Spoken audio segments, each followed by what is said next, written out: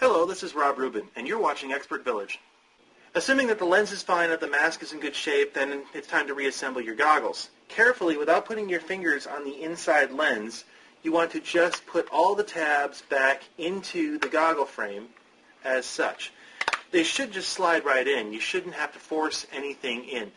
Some styles that have the mushroom caps on the end, you might have to push them into the frame, but once you do that, they're going to lock into place.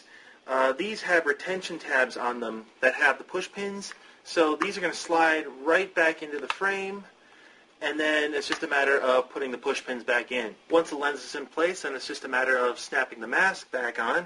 Depending on the brand that you have, it'll just slip right into tabs, just as such. Make sure that the ear protection is attached.